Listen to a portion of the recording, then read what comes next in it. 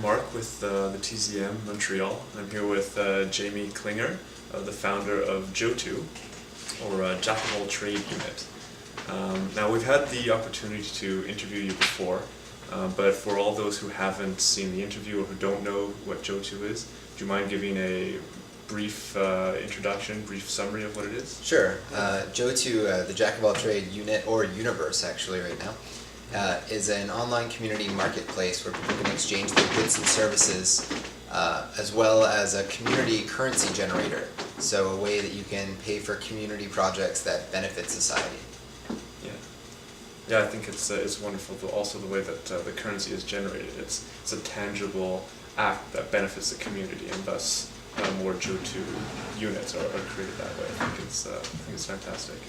That's right. I mean, we have money created now based on no value whatsoever, but all the units created within the Joatu universe are created because the community actually wants to do something beneficial for themselves or for each other.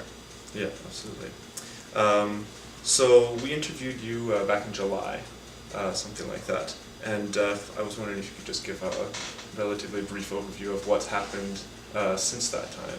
Have you come across any issues, or have you had any positive developments, anything like that? All of the above. I mean, back in July, we're talking 8 months ago, a lot of developments come along. When we were at that stage, we were really just opening ourselves up for criticism and collaboration, really looking to figure out how we could develop Joatu better, what we wanted to do about it, and we're really just looking for all the possibilities.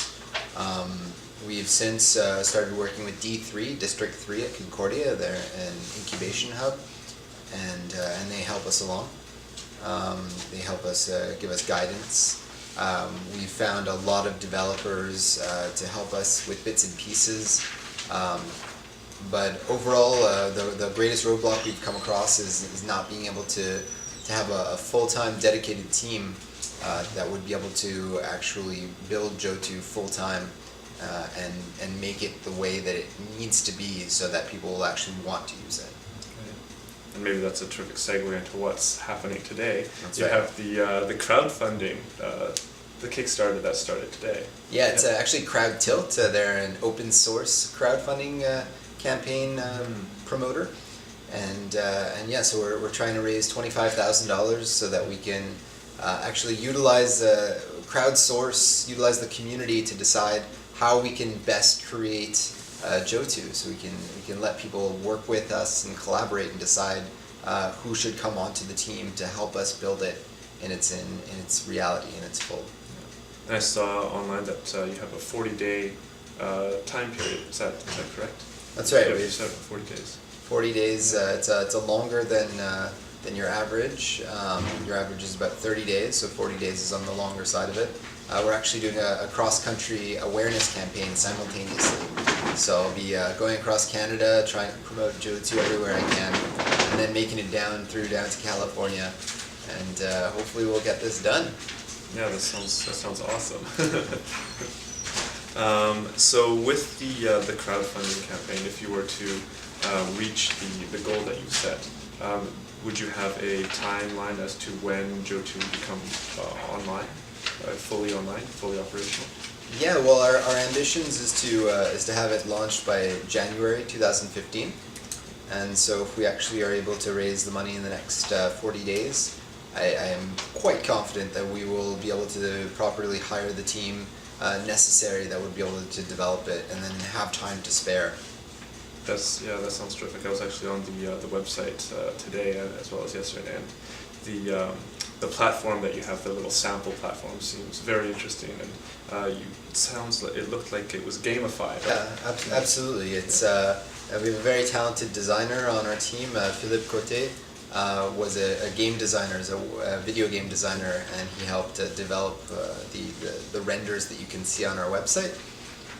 And very much we want to develop it in a way that it's fun to use. But ultimately, even though it's fun to use and you'll want to use it to make transactions and so on, we want to limit the amount of time that you actually spend on the website itself. We want you out into the communities, meeting your neighbors and making exchanges.